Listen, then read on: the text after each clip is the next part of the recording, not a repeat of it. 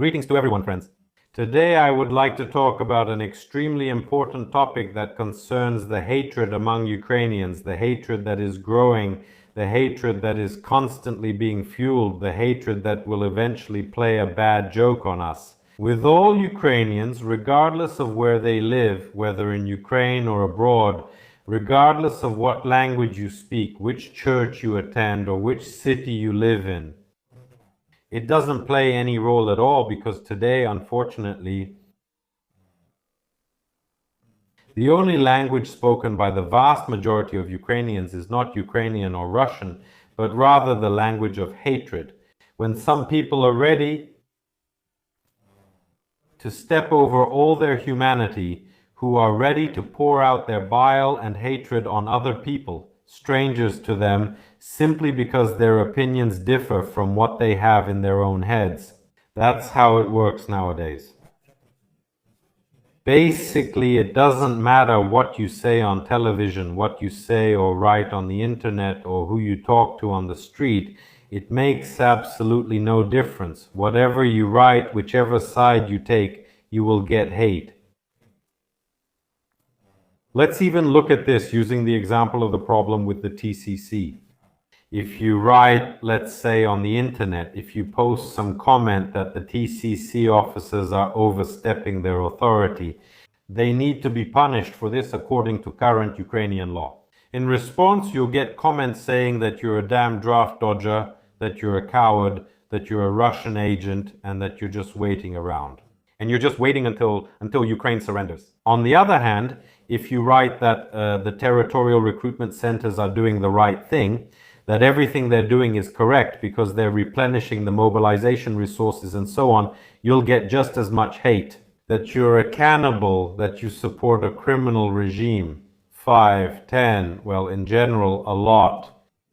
Here, what can be said is based on a single example. So it turns out, in the end, that basically, no matter what opinion you express, you'll get the harshest response for anything you write. A lot of people can't handle this. If you take me, I don't care about it at all. I'm already used to this internet hate. People think they're anonymous online. People think they're untouchable, and that's how they react, pouring out all this hatred. Where does it lead? It leads to the hatred just growing. Yes, this inner tension keeps growing, and it hits people just as hard as Russian missiles. And I know I'm 1,000,000% sure that even under this video there will be extremely inappropriate comments.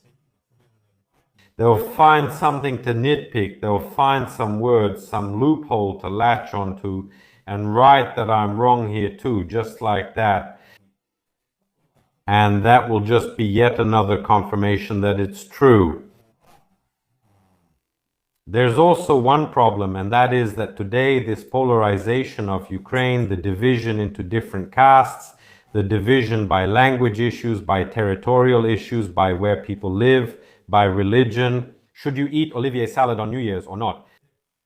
There's also one nuance here that only deepens this problem. It's called the security block. And if someone writes on the internet that the territorial recruitment centers are doing the right thing, which I remind you is illegal, they catch people, pack them into vans, and take them somewhere. And it doesn't matter what happens to these people afterward. No one will fight such opinions on a systemic level. Such opinions are actually supported. But if someone writes that the TCC are devils and they should be punished because they violate the Constitution, human rights, the criminal code, and so on, then someone might even come to visit and tell you that you shouldn't write things like that. That's why the vast majority of such opinions are openly broadcast from abroad. And this happens for one simple reason. Because saying such things inside Ukraine can get you a targeted response. Of course, most people don't want that, unless they have some kind of protection, unless someone is backing them. I think it's also clear what this could lead to. It could definitely result in total destabilization, not only of the front, but basically of the whole country. And just recently, former Commander-in-Chief Valery Zaluzhny spoke openly about this, saying that a civil war could happen in Ukraine. He named his own reasons, but let's be honest here. The main reason will be this imbalance in permissiveness, in the sense of total permissiveness within Ukraine. When people at some point realize that they can say and broadcast whatever they want, even if it violates the constitution, Ukrainian law, and so on.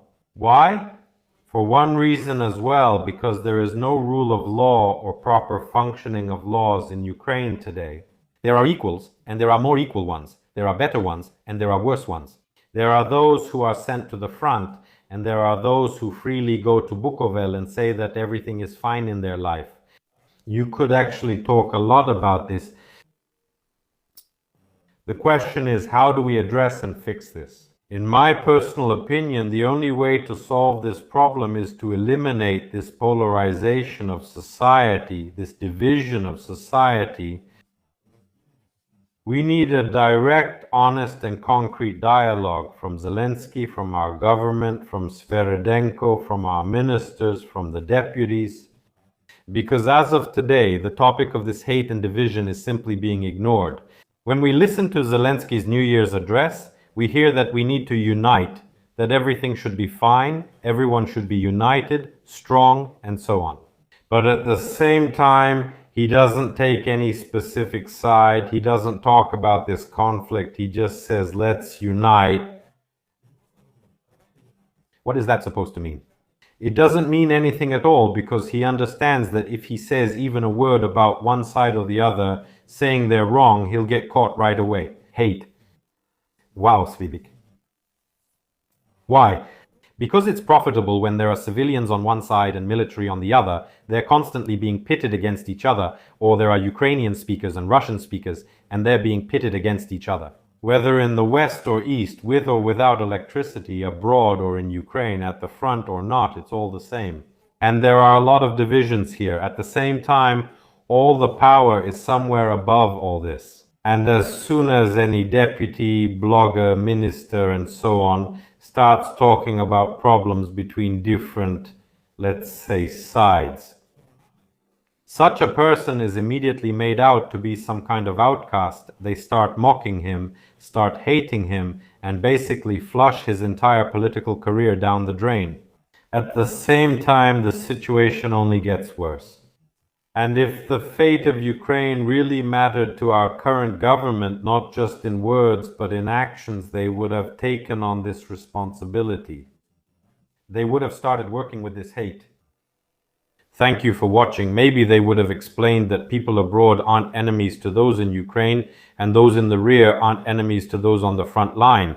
Those who speak Ukrainian are not enemies to those who speak Russian, and vice versa, because they are all citizens of Ukraine.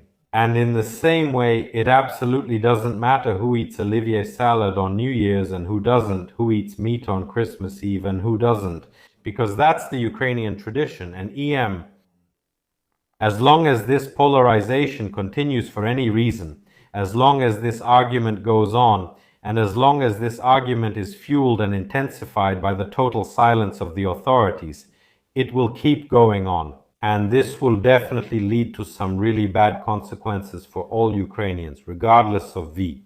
And it doesn't matter where this person is or which side they've taken in all these confrontations. It doesn't play any role at all, because the worst can happen. The worst being a military split of Ukraine, some kind of civil war, some divisions, and so on. Will Ukrainian speakers be happier if, for example, all Russian speakers disappear? I don't think so. It won't impact Ukrainian speakers' lives at all. Will all the military, for example, become happier if all civilians also become military? I think they won't become any happier at all. Nothing will change because of that. Will everyone in Ukraine become happier if everyone who is abroad returns to Ukraine? Probably not, right? And in my opinion, what each individual person should do is, first of all, take care of themselves, and secondly, not give advice that nobody asked for, although right now I'm doing exactly that myself. Yes. And so, focus on your own life, friends. If you are busy with your own life, then most likely you won't have time to get involved in someone else's life. So, as for me, 2026 will either become the year of total unification and the destruction of these barriers. Yes, the ones people made up themselves. And telethons, this whole story about silencing, it all fuels and provokes it. You could even say that. I would really like 2026 to be the year of true unity. Not unity in evening addresses, not unity on telethons, not fake unity like it is now, but real unity. When people are living their own lives. When people don't start hating others just because they have a different opinion from theirs. When people become more tolerant and realize Ukrainians aren't enemies to each other. Whether this can happen, maybe, or whether it will happen, it all depends on each Ukrainian individually. But first and foremost, it depends on our leaders, who are now in power and who have much greater resources, to nurture something good, to nurture unity, not just talk about it in words, but actually ignore it in practice. Understanding that the situation is only getting worse, what do you think about this? Write in the comments. It will be very interesting to hear and read your opinion, friends. I wish you all a good day. See you.